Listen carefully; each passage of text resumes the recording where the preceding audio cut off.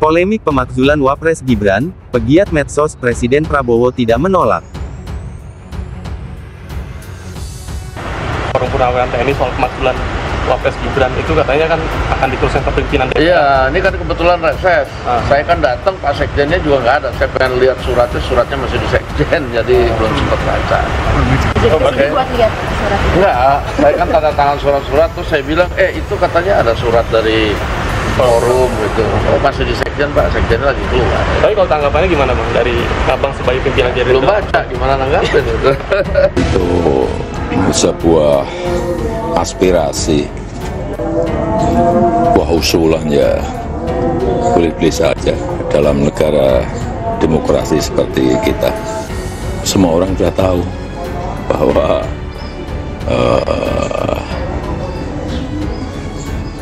Pak Presiden Prabowo Subianto dan Pak Wapres Gibran Rakabuming Raka sudah mendapatkan mandat dari rakyat lewat pemilihan umum. Akar semua masalah ini adalah sahwat Jokowi melanggengkan kekuasaan lewat Gibran dengan membengkokkan hukum. Berkat cawe-cawe Jokowi yang saat itu menjabat sebagai presiden, kemenangan Prabowo Gibran dalam pemilihan presiden lalu tak terbendung. Prabowo juga berperan atas terjadinya kekisruhan ini. Dialah yang ngebet menggandeng Gibran yang pencalonannya bermasalah demi mendapatkan dukungan Jokowi. Utang politik ini kemudian dibayar Prabowo dengan memberikan tempat bagi Jokowi mencampuri urusannya. Prabowo sendiri yang menciptakan matahari kembar dalam pemerintahan. Tapi sore ini saya baru saja menghadap Presiden. Banyak hal yang dibicarakan. Tapi ada satu hal yang memang saya diizinkan untuk menyampaikan kepada saudara sekalian, ya, sehubungan dengan surat usulan, ya, atau saran-saran dari Forum Purnawirawan TNI, ya, yang isinya 8 poin, ya, 8 butir itu. Nah, saya tentu akan menyampaikan apa yang tadi, ya, telah dibicarakan dengan Presiden dan akan saya sampaikan kepada saudara-saudara sekalian, ya. Memang saran itu disampaikan oleh forum para purnawirawan TNI, ya, para jenderal, para kolonel, ya, ditandatangani, disampaikan secara terbuka, betul kan? Terbuka, secara meluas, ya. Nah, di sini tentunya Presiden memang menghormati dan memahami, ya, pikiran-pikiran itu. Karena kita tahu beliau dan para purnawirawan satu alma mater, ya, satu perjuangan, satu pengabdian, dan tentu punya sikap moral yang sama, ya, dengan jiwa sabta marga, ya, dan sebuah prajurit itu. Oleh karena itu beliau memahami itu.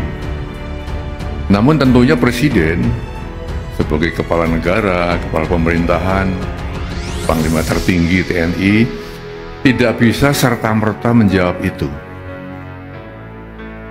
Spontan menjawab tidak bisa, karena apa? Beberapa alasan, ya. Yang pertama, kan beliau perlu mempelajari dulu, ya, isi dari statement itu, isi dari usulan-usulan itu. Dipelajari satu persatu, karena itu masalah-masalah yang tidak ringan, ya, masalah yang sangat fundamental, ya. Lalu beliau juga kita lihat bahwa Presiden, walaupun sebagai kepala negara, kepala pemerintahan, ya, juga Panglima tertinggi TNI, istilahnya, ya, mempunyai kekuasaan yang tak terbatas, ya. Artinya kekuasaan beliau, kewenangan dia terbatas juga, ya. Dalam negara yang kita menganut res politika, ada pemisahan antara, ya, eksekutif, legislatif, dan yudikatif. Tidak bisa saling mencampuri di situ. Maka usulan-usulan yang, ya, bukan bidangnya Presiden, bukan domain Presiden, tentu, ya, Presiden tidak akan, ya, menjawab atau merespon itu. Yang menariknya, itu adalah Pak Wiranto pasca bertemu dengan Pak Prabowo itu memberi gambaran yang seolah-olah sikap Pak Prabowo itu 50-50. Ya. Iya kan? Betul. Jadi nggak menolak, nggak menerima juga. Iya. Sebagai presiden, gitu. Jangankan presiden, lihat Ibu Mega dulu tuh. Ketika didorong 3 periode, Ibu Mega dengan tegas mengatakan tidak. Itu kan? Itu inkonstitusional kata Ibu Mega. Tidak boleh. Jadi nggak ada kata mengambang seperti Pak Jokowi. Kan itu usulan. Itu artinya Anda sedang mempertimbangkan itu juga gitu loh. Nah, ketika Pak Prabowo menyampaikan sikapnya melalui Pak Wiranto, itu kesannya 50-50. Iya. Nggak mengatakan tidak, ya. Tapi tidak mengatakan dia setuju bahwa dimaksudkan. Kalau sebetulnya Pak Prabowo ya, dalam konteks sebagai kepala negara dan pemerintah, tentu kan cara yang seperti ini dianggap agak sensitif. Pasti dia mengatakan, oh nggak ada itu, gitu, kira-kira. Karena itu pasangan kan Bang sebenarnya. Kalau itu makanya itu menarik. Ya. Intinya beliau akan mengatakan nggak ada itu. Nggak ada kalau dari Pak Wiranto seperti itu. Tapi ada juga yang bilang, Win, Pak Prabowo itu pintar juga. Ini lagi berdansa aja. Gitu. Nah, itu makanya maksudnya Bang. Jadi beliau tidak menjawab dengan tegas menolak. Ya, gitu. Tapi secara tentu beliau boleh Bang. Kalau misal wakil presidennya doang. Boleh aja. Justru karena dimungkinkan itu Pak Prabowo juga misalnya tidak mengatakan mendukung karena dimungkinkan itu terjadi. Secara substansi yaitu pemakzulan Gibran sebagai wapres, konstitusi kita sudah mengaturnya. Ya, kami melihat ada 2 hal. Pertama secara hukum dan secara politis.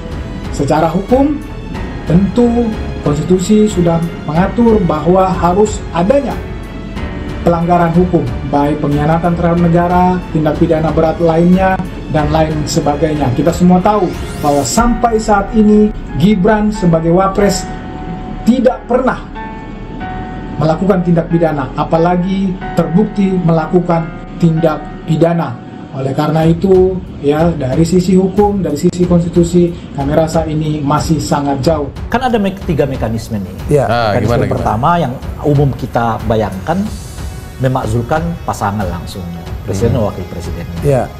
Tapi bisa saja salah satu di antara mereka memakzulkan presidennya tanpa wakil presiden. Setidaknya 2 kali kita alami. Presiden Gus Dur, bukan Pak Harto. Berhenti digantikan oleh Habibie. Gus Dur digantikan oleh Mega. Kejadian. Nah yang ketiga pasangan wakil presidennya atau wakil presidennya tok. Nah kalau ini belum pernah kita dengar ya. Tapi dibukakah di dalam konstitusi? Dibuka.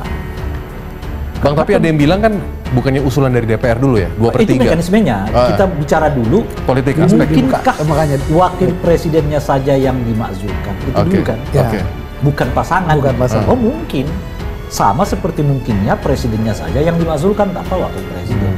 Itu gimana tuh Bang prosesnya? Ini semua terjadi kalau memenuhi syarat untuk diajukan pemakzulan. Masalahnya seperti kita ketahui misalnya berpindah ke warga negara, misalnya bukan lagi warga negara Indonesia kan, melakukan tindak pidana kriminal kan. Lalu tidak memenuhi persyaratan lagi, entah ijazahnya hilang lah, apalah palsu lah misalnya begitu ya kan, nah, itu bisa dimakzulkan tuh. Nah yang keempat adalah melakukan perbuatan tercela. Nah tinggal ini nanti cari ini dari 4 faktor ini apa kira-kira yang memungkinkan untuk memakzulkan pasangan presiden wakil presiden atau presiden saja atau wakil presiden. Pengusulnya DPR atau pengusulnya jelas harus DPR.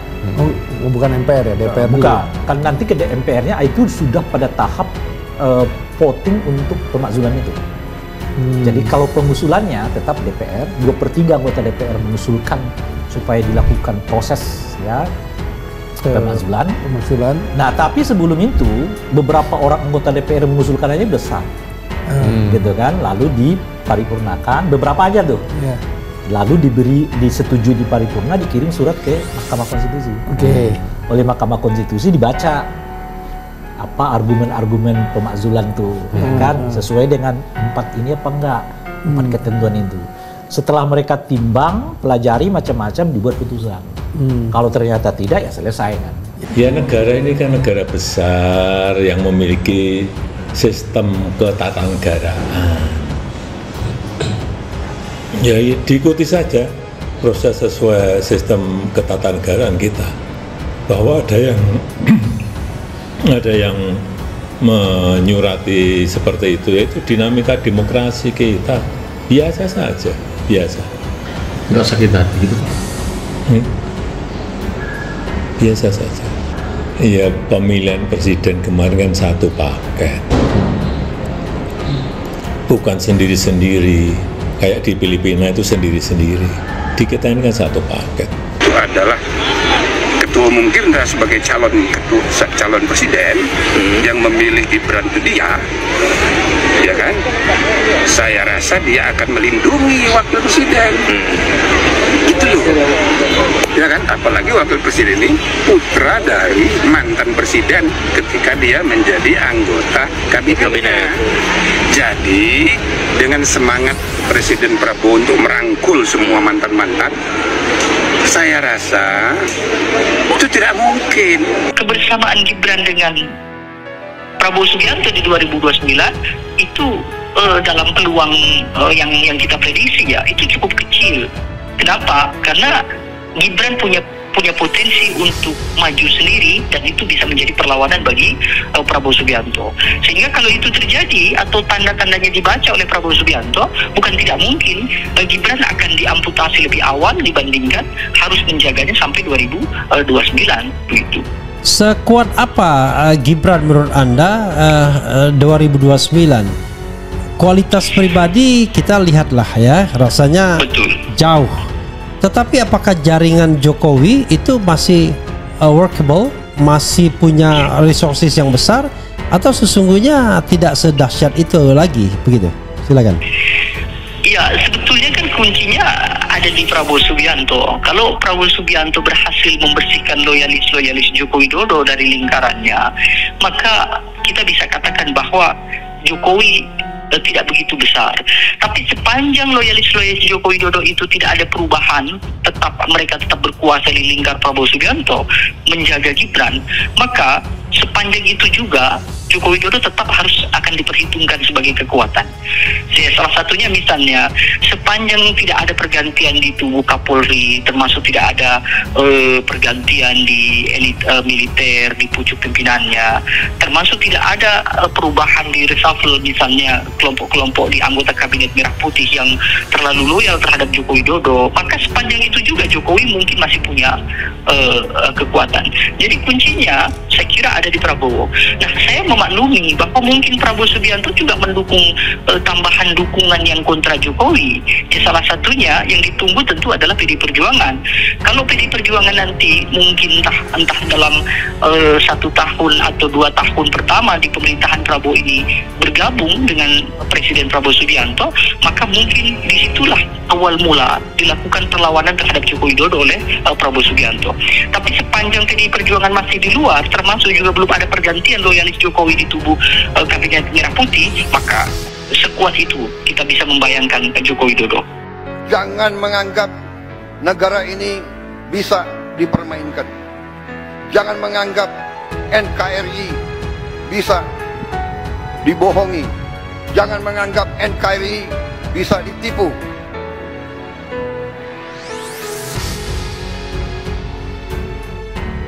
Untuk kesekian kali lagi, di tempat yang bersejarah ini, atas nama rakyat Indonesia, saya memperingati semua unsur di semua lembaga. Segera benah diri, segera bersihkan diri. Karena negara akan bertindak. Negara kita kuat. Mereka-mereka yang tidak setia kepada negara akan kita singkirkan dengan tidak ragu-ragu, tanpa memandang bulu, tanpa melihat keluarga siapa, partai mana, suku mana yang tidak setia kepada negara, yang melanggar undang-undang, yang melanggar undang dasar, akan kita tindak. Saudara-saudara sekalian, jangan Jangan Pancasila menjadi mantra, jangan Pancasila jadi slogan. Kekayaan bangsa Indonesia besar. Kekayaan bangsa Indonesia harus dinikmati oleh seluruh rakyat Indonesia. Semua penyelewengan, semua kebocoran harus berhenti. Semua pejabat yang tidak mampu melaksanakan tugas lebih baik mundur sebelum saya berhentikan. Saya percaya dan saya yakin pada saat sekarang ini, di mana bangsa Indonesia di tengah tantangan global, kita harus kuat. Kekuatan kita hanya bisa datang kalau kita kompak bersatu. Kita hanya bisa kuat kalau negara kita bersih dari penyelewengan, korupsi, manipulasi, dan penipuan. Saya kira itu inti daripada apa yang ingin saya sampaikan. Bahwa Prabowo mau bersih-bersih itu kayaknya udah mulai nyaring terdengar ya. Satu, penggantian Kapolri Listio Sigit itu sudah diambang pintu, akan diganti oleh orang yang bukan geng Oslo dan orang fresh, orang yang bisa menyelesaikan masalah-masalah yang selama ini diendapkan. Karena saat Kapolrinya masih Listio Sigit, pasti semua masalah yang berkaitan dengan geng Oslo pasti akan hilang menguap, begitu ya kan? Nah, selanjutnya adalah Gibran. Sekarang Gibran itu ada dan tiada gitu loh. Ada tapi dianggap nggak ada. Kemarin di 2 acara kenegaraan Gibran nggak ada guys. Nggak tahu memang itu karena inisiatif Gibran sendiri yang pengen menghilang dari acara kenegaraan. Mungkin juga memang dia disuruh ke IKN sama Pak Prabowo itu agar dia tidak mengganggu.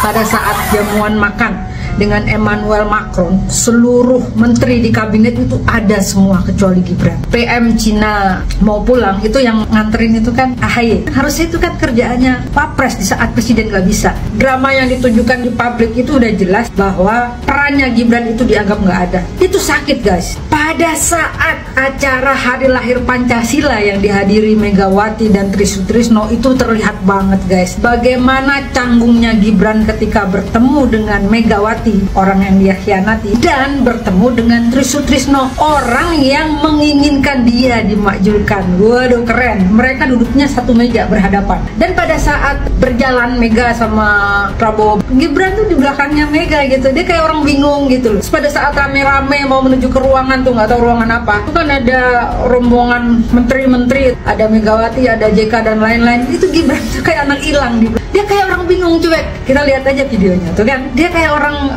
bingung sendiri gitu. Terus bagaimana ketika dia bertemu seorang Tri Sutrisno yang menginginkan dia segera dimakjulkan, itu luar biasa. Pemakjulan Gibran ini sudah disetujui oleh Tri Sutrisno untuk diajukan ke DPR. Ya, nggak tahu nih nanti akhirnya gimana, deal-deal politiknya gimana. Dan kalian harus tahu teman-teman bahwa di dalam politik itu tidak ada teman sejati guys, yang ada hanyalah kepentingan abadi. Polemik pemakzulan Wakil Presiden Gibran Rakabuming Raka seakan makin memanas setiap harinya. Pegiat media sosial, John Sitorus juga turut membuka suara terkait hal ini. John Sitorus mengatakan bahwa ada hal-hal menarik terkait pemakzulan Gibran. Hal tersebut disampaikan John Sitorus melalui akun X pribadi @JohnSitorus_19 seperti dilansir Pos Kota pada Kamis, tanggal 5 Juni tahun 2025. Hal menarik pertama, katanya, adalah Presiden Prabowo tidak menolak usulan tersebut. Yang menarik dari usulan pemakzulan Wapres Gibran adalah, 1. Presiden tidak menolak usulan dari para purnawirawan TNI dan akan mempelajari dengan saksama, sebagaimana disampaikan oleh Wiranto lewat media nasional, katanya. Selanjutnya, pihak DPR dan MPR RI juga tidak menolak surat pemakzulan Gibran. 2. DPR dan MPR juga tidak menolak surat usulan pemakzulan Wapres Gibran, sambungnya.